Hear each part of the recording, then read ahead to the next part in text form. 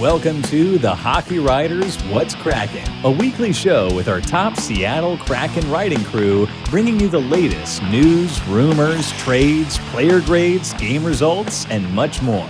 From training camp to the playoffs, from the first ever puck drop to their future rivalries, our team covers everything that happens with the Kraken. So sit back, relax, and get ready to find out what's Kraken. Welcome to the THW What's Kraken show, hosted by me, Tom Pepper, Sean Raggio, and Adam Kierszenblat. Presented by the Hockey Writers. We talk Seattle Kraken hockey every week on iHeartRadio, YouTube, and wherever you get your podcasts. Make sure to check out our written work at thehockeywriters.com and follow the show on Twitter at What's Kraken Show, as well as our personal accounts at Tom Pepper, at Raggio9124, and at Adam Kierszenblat. We are back now for episode 16, and Kraken hockey is getting pretty exciting. They've had 5 wins in the last 6 games. So, or is it 4 in the last 5? I don't know. I'm getting all confused with my numbers now, but they're doing well lately. So we're going to have some exciting stuff to talk about. But before that, how are you guys doing? How's your week been, Adam? It's been good. You know, everything is chaos in Vancouver like usual. So that's always something fun to look out for. You know, it's an interesting time because the Kraken aren't very good. The Canucks aren't very good. And then now I have to deal with watching the Seahawks pull whatever that was on Monday Night Football. So it's just a whole bunch of fun in the Pacific Northwest right now. How are you doing, Sean? Well, I mean, it's fair that you got those numbers confused because it came after a 6-game losing streak. So that number's been smacked in the face of Kraken faithful everywhere. So yeah, we'll blame you for that. I've been doing all right. You know, long weekend was nice. Very, saw friends, family. It was good, man. Ready to talk Kraken hockey, and it's nice to see that they've actually been looking. I didn't want to say playing meaningful hockey because every game for them at this point is meaningful hockey, but just they seem like a bit of a new team almost with the way they're playing. It's a new kind of confidence, I should say. Yeah, it really feels like they're starting to get their identity together, and the goaltending's taken a bit of a step up. So there's some reason to be optimistic with the Seattle Kraken right now, especially considering the teams they were taking down, like the Capitals and the Hurricanes and the Florida Panthers. So some pretty impressive stuff. My week has been pretty great, honestly. My parents went away for a few nights to Montreal, so I got to hang out with my dog. Had the house to myself. That was fun. And then just last night, I went to the Kraken at Sabres game. So that was awesome. I was sitting right behind the bench, so you can see me I was watching the broadcast back after. You could see me show up every once in a while drinking my beer. That's the first time I've ever sat behind an NHL bench, and it's not great for viewing. I literally didn't see much of the game at all. So I'm halfway through watching what happened last night. But for the experience, it was extremely cool just sitting that close to everyone with Brandon Tanev a foot away from me and just all the guys coming on the bench and off and seeing their conversations. There was one point Tanev and Tage Thompson on the Sabres bench for having a yelling match right in front of me. It was going on. So it's very cool for the experience, but if you're going to watch the hockey game, I wouldn't recommend the seats. But let's get on with the show here. So, of course, we're entering a new month. It's the end of November now. So, if you were watching the show back in October, we did our October Players of the Month, and now we've got our November Players of the Month. So we got 3 stars, and we'll just go straight to the first one. So. We each pick one of these players. There's no specific order as to which one's the best, but our first one on the list is Jordan Eberle. So he's obviously had an outstanding November. He leads the team with 9 goals in the month, and he's second in points with 12. He's also still out of the entire season. He's first in goals with 11 this season and second in points with 16, so one behind Jayden Schwartz. He's also been a huge part of the Kraken's power play success, which has really started to take off after struggling quite immensely at the start of the season. That was a huge issue for Seattle, but they started to figure that out. Jordan Eberle this month, 4 power play points, including 3 goals. So he's been a big part of that. He also had the first hat trick in Kraken history, November 4th against Buffalo. So he's just had an outstanding month in my books. He went down with a lower body injury last night, and we don't really have an update on that yet. So hopefully everything's good there, because he means a lot to this team. But I'll jump to you. You want to go first, Adam? What's your analysis on Jordan Eberle's month? I mean, he's doing exactly what he was brought in to do. Jordan Eberle, over his career, he's paid to score goals, and now he's finally scoring goals. We knew that it was gonna, eventually happen. October was a little bit of a struggle for most of the players, new surroundings. So this is kind of the Jordan Eberle that we expected. And he really stepped up to the plate this month, really earning that paycheck. What about you, Sean? Honestly, you hit the nail on the head. That's my one thing I've been harping on, where there were two guys who I feel like were really brought in to be scorers, producers, and lead the way in that department, and Jordan Eberle was one of them. And he's stepped up, and he's becoming what they need him to be. Is it realistic to think he's going to be a point per game player? No. Should they be asking him to be? No, they shouldn't be. But he should be in the top 3 point producers for this team. And I think that if he keeps playing this way, he will definitely be there by the end of the year. Yeah, and it's very relieving for Kraken fans to see, especially considering how slow of a start he had to the season. I think a lot of people were worried if he fit in with the Kraken and if he was going to still be able to keep his play going. And it looks like if you take November's sample, it looks like he's on the right track now. So we'll see what happens, but things are looking good for Jordan Eberle. We'll move on now to our second start of the month, another guy who's been finding a lot of success on offense this month. I'll hand it over to Sean. I don't think this guy likes me very much, to be honest with you. And I think he's proving it. So this isn't just me asserting things. And it's because I called him out. It was Halloween. They lost to the Rangers, and I called him out. Jayden Schwartz, you need to start scoring. You were one of, as I said, 2 guys brought in to score. You need to start scoring. So what's he do? Scores next game against Edmonton, the next day against Edmonton. And he's been on a tear since. He's got 8 assists, 5 goals, 13 points this month. The most shots during the month, which is good to see, because if I recall, he was not really shooting the puck nearly as much as he should have been to start the season. 4 points against Washington, huge in a game against the ageless Alex Ovechkin, who I can't even put the words what that guy's doing now. We knew he was going to still be elite, but he's putting up better assist numbers, let alone goal numbers, than he has been in years, right? And I think that he's going to be here for the next couple of years. I don't see him as whether you end up tanking or you make a run. You're not going to remove Jayden Schwartz from the picture, and he's finding his game, and it's going to be big for the Kraken if they want to keep climbing back up those standings. They got a lot of ground to make up after that 6-game losing streak. 4 wins and 5 helps. And no offense, Adam and producer Matt, but having the Canucks do what they're doing is certainly helping the Kraken right now. But I'll toss it over to you guys. Tom, what's your stance on Schwartz so far this season? I think he's really picked up his game. Just like Jordan Eberle, these are the kind of players that you need to step up if the Kraken are going to get back into it. It's taken them a little bit too long to kind of turn the Jets on, but if the team does want a chance at somehow competing for a playoff spot going forward, these are the guys that you're going to need producing: Jordan Eberle and Jayden Schwartz. And the fact that they are the first 1 and 2 that we've named of our 3 stars of the month really shows that they are putting in the work, and they're really finding success.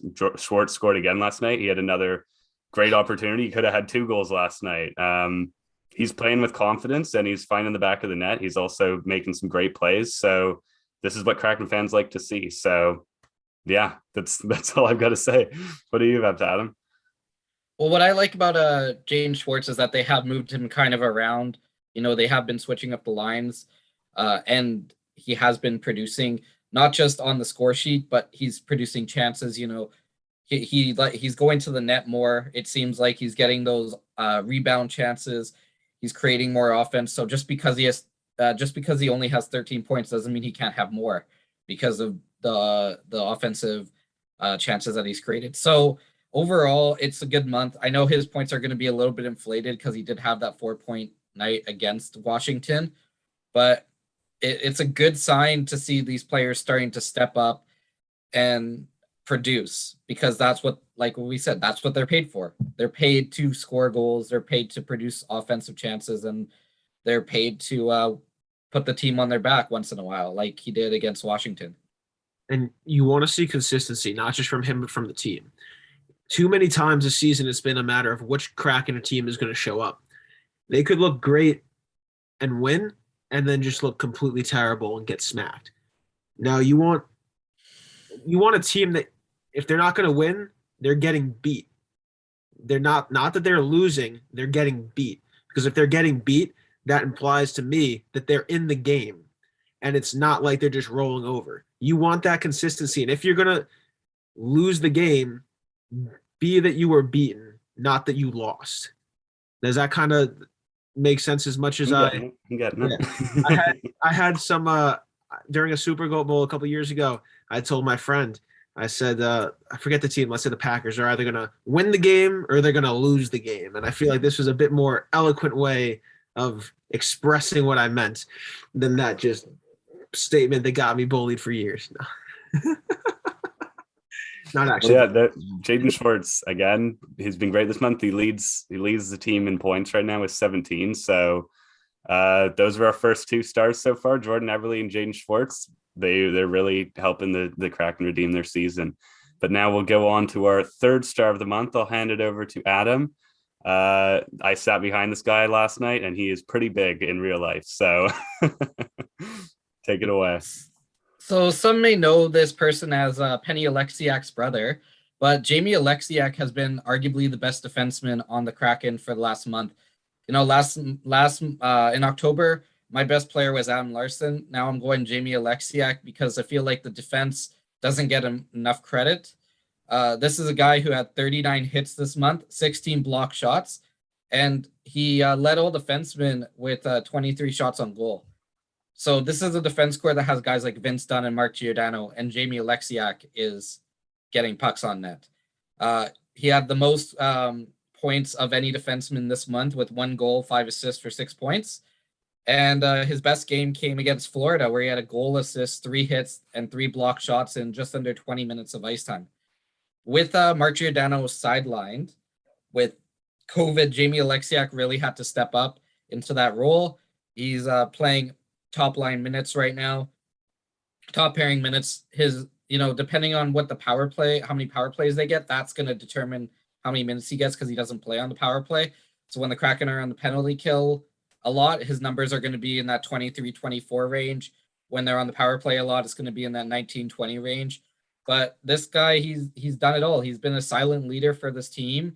He's not afraid to throw hits. He's not taking penalties, which is important.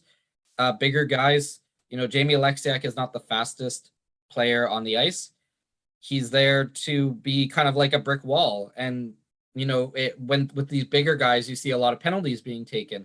So the fact that Jamie Oleksiak isn't taking a lot of penalties is a big positive for this team, and making sure that they're really stepping up and, bringing that offense from the back end, which the Kraken have desperately needed all season. Yeah, and it's great to note that he's not finding himself in the box too often, because he has 39 hits in November, which is a pretty high number. And obviously with his size, he's an extremely valuable piece to the Kraken, especially considering how they want to establish this hard-hitting, hard forechecking identity. Oleksiak doesn't let people get past him easy. And that's, again, part of what this identity that the Kraken are building, and he's really leading the way in that area. He has 16 block shots, and he's also not afraid to shoot on goal. He has 23 shots this month on goal. So I've really liked what I've seen from him. And yeah, with Giordano out, and we get to see a bit more of him now, he might even be able to earn some more minutes going forward. But where he is right now, I really like his game. What do you think, Sean? You can shoot. What's important here is you can shoot the puck as much as you want, but the shots are getting through. As you said, 23 shots on goal. And because of that, last night it translated to a rebound that led to a goal, hence his assist. So that's huge for them. And it's a general theme for the Kraken. Their defense is being a lot more offensive than I anticipated, at least coming into the season. I think it was 13 out of their 32 shots were from defensemen last night, and 3 different defensemen, including Oleksiak, had 3 shots on goal. I think it was also Hayden Fleury and Vince Dunn, or for the fans 2 nights ago. This was the game against the Sabres. And he's on pace, known to be a defensive defenseman, physical guy. He's on pace for a new career high in points. So I think that definitely might get overshadowed, but I like that you're putting the spotlight on him now. And especially because Giordano's point totals are definitely not where I think anyone would have thought they would be at the start of the season, being the number 1 guy. Yes, he's regressed a bit, but still the onus is a lot more on him than the other guys, being the captain, being that guy with the experience that he has, And I think that it's partially been the reason that Oleksiak's been allowed to have such a good season with, almost under the radar. If you're watching the games, but for just the general casual hockey fan, you might not be realizing how good this guy's been at both ends of the ice. Yeah, and it's great for the Kraken because this team was originally planned on being built from the net out, and they've been struggling in net and on defense to start the season. So things haven't been working out for them in that point. But later in November, we're starting to see things change, and guys like Jamie Oleksiak are stepping up on defense, and the Kraken are finding themselves in better situations and are able to take down some of the best teams in the league. So I think as these players continue to improve and they start building chemistry as a new expansion team together, we could see them maybe take a turn on this season. It might be too late to make a battle for the playoffs, but who knows? When they're competing like this against some of the team's top or some of the league's top teams, you never know. It's hockey, so anything can happen. So to wrap it up, our 3 stars of the month were Jordan Eberle, Jayden Schwartz, and Jamie Oleksiak. So we will be able to do another one at the end of December, and we'll see who it is then. Because who were our players last month? Do you remember? Tanev. I remember Tanev, McCann, and Adam Larson. There you go. Very interesting. So 3 completely different players in November. So good for them. Exciting stuff. Yeah. Exciting stuff. All right, we'll jump into the next segment of the show here. We're gonna now, instead of just reviewing 3 players from the month of October, we'll just review the Kraken in general and how they performed this last month, because it's been quite a season-turning month, I'd say, for the Kraken. And there's reason to be optimistic in Seattle with this team right now. So they won 5 games this month, 10 points in 13 games, and like I said at the top of the show, they've won 4 of their last 5 games. So they beat the Capitals, the Hurricanes, the Panthers, and most recently, the Buffalo Sabres. So obviously, at least the first 3 teams there, very impressive wins. And I thought they performed very well in those wins. And it looks like this team is building confidence and establishing this identity that we've been waiting for them to really find this whole season. It seems like they've found it some games, and then they show up the next game and it's just not there anymore. But now they're kind of finding some consistency with this, and they're able to take down some great teams here. So things are looking good. Another thing that's really stepped up is the power play. They 25% on the power play in November. That's incredible compared to where they were earlier in the season, when they were really struggling to find back on the net, even to set up the zone on the power plays. So that's great. Penalty kill 75.9%, could use some improvement. But hey, the season's still young, and if they've turned the power play around now, then maybe there's time to turn the penalty kill around now too. So I'll hand it over to you first, Adam. What have you thought about the Kraken in November? Well, they didn't play well for the first 25 days, 20 days of the month, but then they've really started to come on the last couple days. Chris Driedger, back-to-back wins, which is something I don't think that we've been able to say too much this season from a goaltender. I don't even think that that a goalie has had back-to-back wins. Could be wrong about that, but yeah, they've just struggled on the road. That's like the problem is, yeah, they've 6 of their 13 games were on the road, so less than half of their games were on the road, but they couldn't gain any momentum because either at home or on the road, really, until the end of the season. On the road this month. On the road this month, they had a 15.4% power play, and a 69.2% penalty kill and only 2 wins. So you look at that and you say, okay, well, their power play is at 25%, which means that their power play at home is clicking at such a high percentage that it's bringing up the average that much. So they need to be better on special teams. That's obvious. They need to be better in goaltending. That's obvious. Luckily, these last couple games, these last 5 games, they've really shown that they can be a better team, but it might be too little too late now. So we'll see what happens. I'm looking forward to like this month in December because we have 2 games against the Edmonton Oilers. So how can they go up against those division rivals? A lot of their games this month are against the division rivals. So if you can collect points off of division games, that's more important than collecting points off of Carolina or Washington, Pittsburgh or Buffalo. How are they going to do against the teams that they're seeing multiple times and the teams that they're fighting for a playoff spot rather than the teams that they only see twice a year? Yeah, they've been playing a lot of Eastern Conference teams lately, so I think that's a great point. That they've got more Western Conference rivals coming up, and I'm interested to see how they do against guys like Connor McDavid and Leon Draisaitl, because they're going to continue to be tested by some of the top players in the league. And I think seeing these amazing Eastern teams over the past couple weeks here against the Kraken was extremely interesting and eye-opening to what this team's capable of. But it'll be very interesting to see the teams they're actually competing with for playoff spots. And you think back, you mentioned the Oilers play the Kraken twice, Leon Draisaitl and McDavid.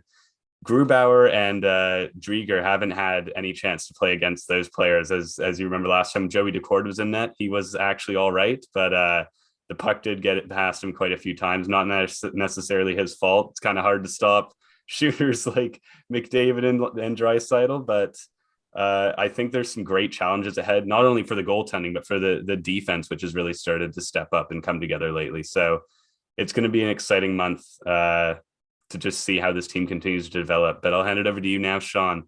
What do you see for the Kraken? I see 2 question marks. The first one is their defensemen. They've been cycling, between Hayden Fleury, Carson Soucy, and Jeremy Lauzon. And now Will Borgen he's earned his right in that mix. He had an assist against the Sabres, and I think he had a shot or 2 as well. And he's had, if I recall, 8 blocks through 2 games. Now, this kid's playing like someone who knows this might be his one chance, and he wants to stick in this lineup, which will make things even more confusing considering Fleury was expected to play, at least from what I recall from our projections, a decent role in this lineup and take another step forward in his development. Soucy is one of the top scoring defensemen on the team, and Lauzon's been a staple on that penalty kill, which, again, not something I anticipated coming to the season. That and goaltending.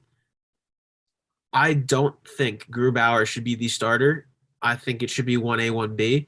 And I think that Dave Haxtell might be leaning towards this at this point. Drieger started 2 games in a row, and I'm very curious to see if he starts in their next game against Detroit, in Detroit. To me, I don't want to. That'll be significant if he starts that. If he starts a 4th in a row, then I might be seeing a bit of a switch. And he'll be looking at Drieger as the starter and Grubauer as a backup. But I really think it needs to be a 1A, 1B split. I still think that Grubauer is overworked.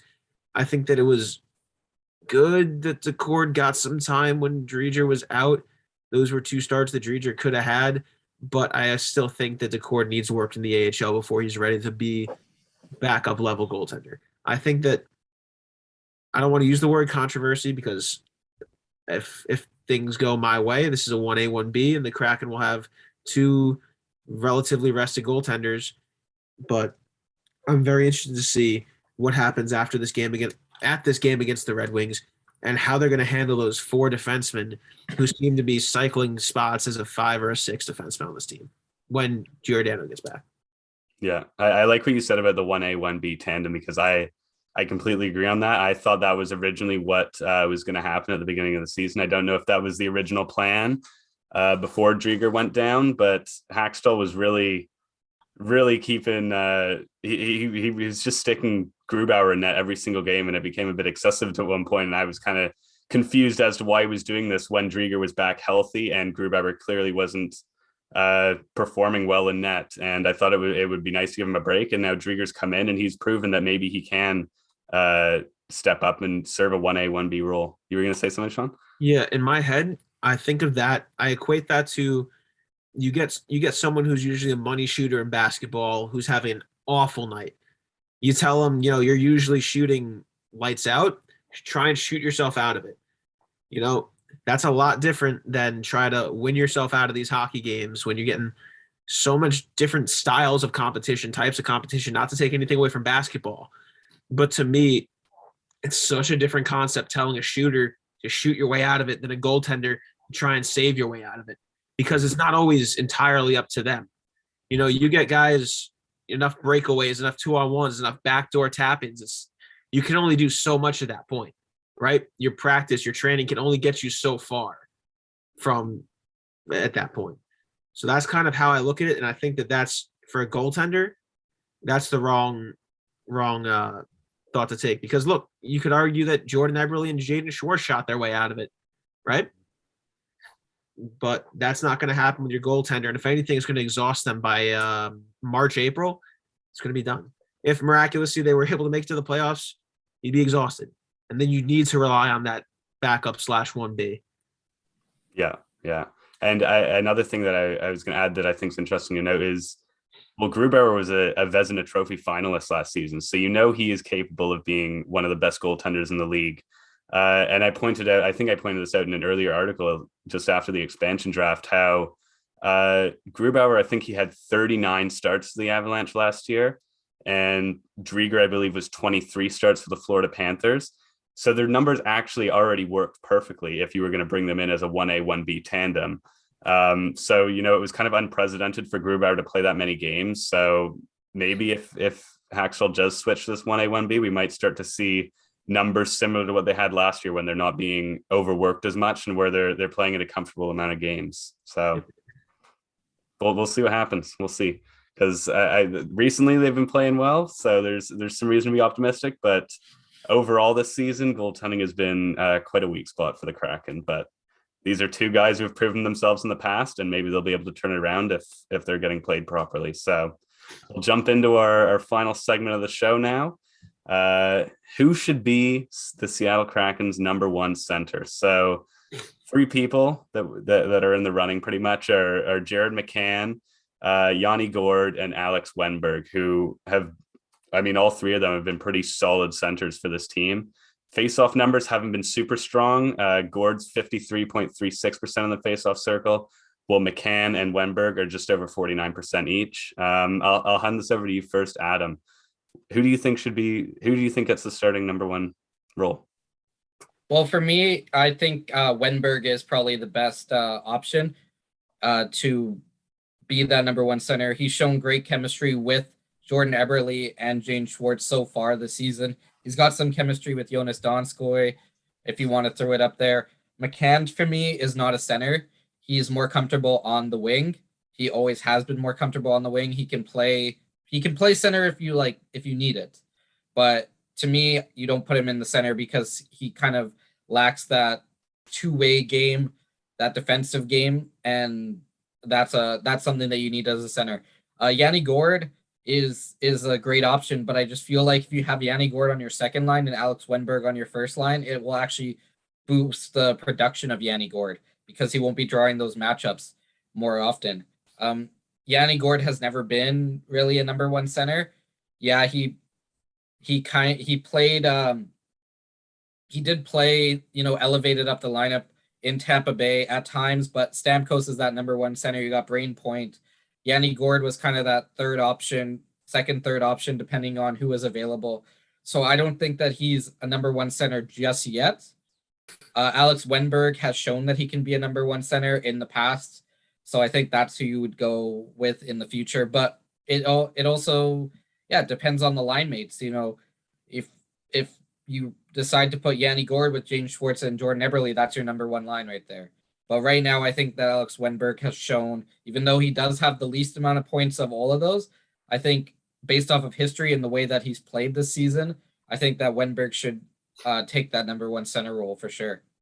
Yeah, and I like what you mentioned there about Gord maybe being better to suit on the second line because he's going to be avoiding those higher level face-off matchups, and he's got 14 points in 18 games, so he's doing very well. And if you can get him against lesser competition, I mean, he's back-to-back Stanley Cup champion. This guy's a guy with a lot of confidence, and he's a very highly skilled player, and so if you're able to get him on the ice a lot and against weaker competition, this guy can really dominate. So I do also think Wennberg, he should be in the one or the first or second line center. The way he's been playing, I've really liked his play so far. Again, you mentioned he doesn't have as many points as the other two we've mentioned, but I think he's been very strong center. So that's my take. What do you think, Sean? Feel so validated because I was originally very much against putting McCann at center. So just to hear that from Adam just makes me feel like, for those who are listening and not watching on YouTube, I was celebrating like I just scored a goal. But I'm going to be annoying with this. I don't think we should be looking at it like who specifically, which one player should be put as the number one center, because I don't think this team, I'd argue they don't have a true number one center in the sense that they don't have a Stamkos, they don't have a Crosby, they don't have a McDavid. I think it should be based on line merit. For example, that McCann, Geeky, Tanev line, in my opinion, was their best line last game. McCann had Tanev had a goal and 2 assists, Geeky 2 assists, McCann 2 goals. I think that if you slot them in as your third line, fine, especially when you have the last change, that could get you some interesting looks out there. I think that it should be more based on who you're going to throw out there, then this is going to be my depth chart first line. So I guess by that logic, it would be Geeky, who's centering that line, who would be their number one center. But to me, I don't want to look at it as this is going to be my first line. Let's move these guys down. If you put them as the third line and they're starting your game, that's your top line. Productive based on their play last game, that's your top line. That's your number one center. And that might not be what y'all are looking for. And I'm okay with that.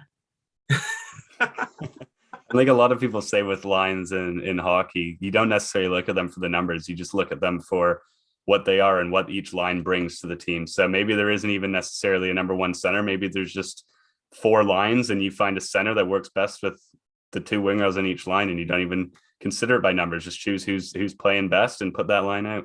The Islanders, if I recall correctly, their first shift at UBS, the identity line started.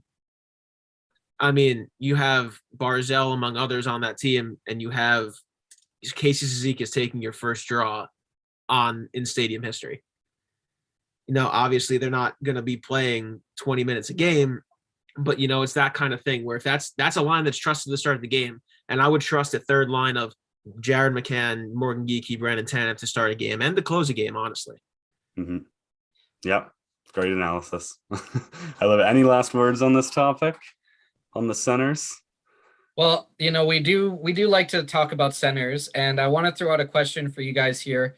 This guy, there was a whole bio about him in Tuesday's morning skates, Mario Lemieux. So that's somebody, if the Kraken could find a center like him, that would solve a lot of problems. But I do want to ask you one question. Now, Mario Lemieux, he didn't really play full seasons because there was always an injury or season suspended or something was going on. But do you feel like if Mario Lemieux played an 82-game season, that he may have been able to, pass Gretzky in some sort of capacity for single season, whether it was goals, assists, or points, like just for one season alone? That's it. I'm not talking like career, because that's that's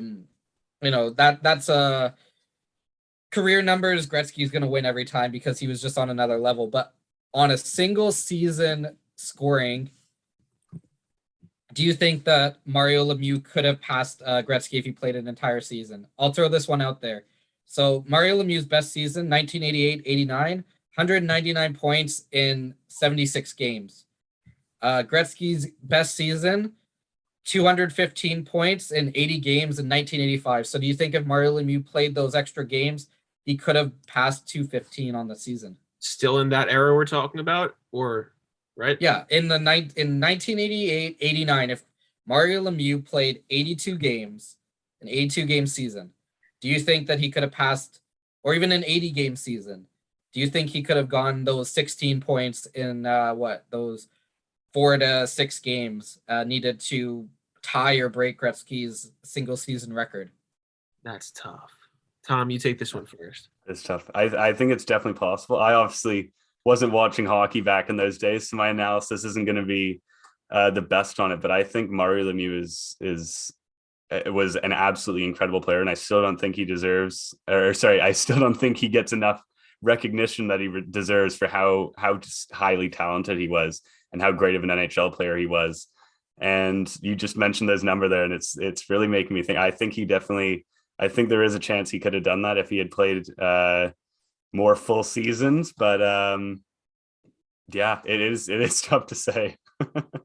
You got any opinion, Sean? I'm looking at some stats right now because I remember when he came back from cancer, he went on an absolute tear. Mm-hmm. Right? I think if I remember, that was the 92-93 season, and excuse me if I'm wrong. And in 60 games, he finished with 69 goals and 160 points. If he was with the right teammates, it's so hard because him and Gretzky played like different styles of game too. Mm-hmm. Yeah, but he had Yager on his wing a lot of the time. And Gretzky had Curry, Messier, not to minimize that.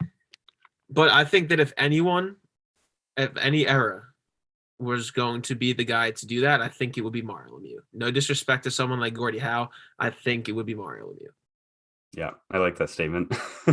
we could run it through maybe one of those NHL sims. If you're listening and you haven't seen, Adam wrote a great piece. He took the Hockey Raiders pre-expansion team, what we put together, and the team that they ended up having, and he ran them through a simulation to see who would do better.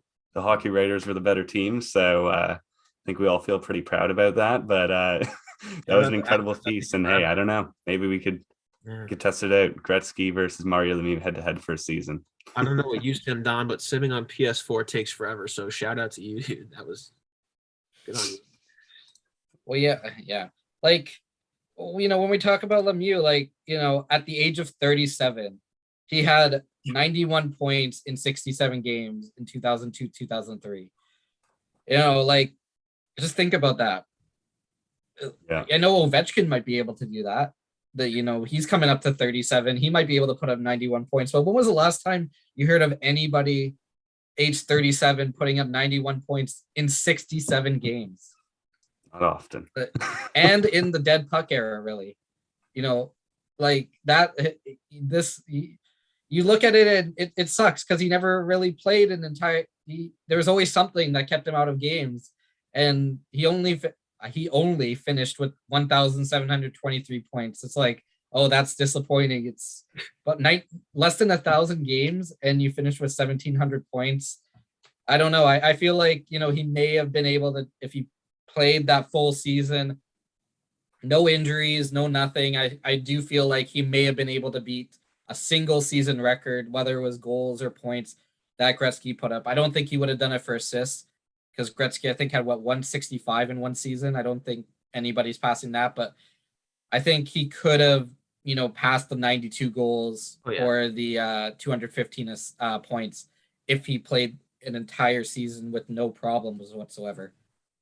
Love it. Good hockey talk. I'm looking forward to the days where we can look back at like today's modern NHL and we'll be comparing McDavid maybe to someone like Shane Wright or Connor Bedard, like maybe even future players who come up and step up, because I think hockey is really at a turning point right now. When you look at, for example, when you look back at these clips when Mario Lemieux and Wayne Gretzky are playing, it's almost a completely different sport to what's going on now. The game's just gotten so much faster. The hitting is just, and so you could argue that back then it was more physical with the fighting and stuff. But today it's just the athletic skill when especially if you go to a game in person, like, cause I'm fresh off seeing a game just last night, and the speed and the size of these players is just absolutely incredible. So I think as the sport continues to progress, we're going to have more and more of these arguments, and it's going to become more and more controversial as time goes on. And I think that's great for the sport, and it's exciting for everyone, for all hockey fans. So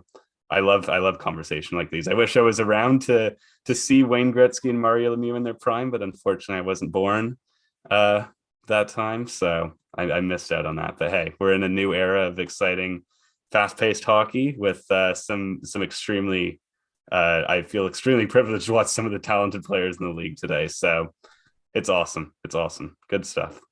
Any last words on the Kraken before we wrap up? Take us home, baby. I do want to say we scored the Kraken scored, I should say, first shorthanded goal, actually first 2 shorthanded goals in Kraken history last night. That was pretty exciting. Turbo there with the second one made a great effort against Rasmus Dahlin of the Sabres up the ice on just 1-on-1, and he was able to beat him on the rebound. So it's exciting. More records being broken in Kraken history, the young history of the Kraken. All right, let's wrap it up. Thank you for tuning into this week's episode of THW What's Kraken. We hope you enjoyed the show and look forward to next week, as we'll be breaking down any Seattle Kraken news and rumors that come up over the next few days. Again, make sure to check out our written work at thehockeywriters.com and follow the show on Twitter at What's Kraken Show, as well as our personal accounts at Tom Pepper, at Raggio9124, and at Adam Kierszenblat. From Tom, Sean, and Adam, this has been THW What's Kraken.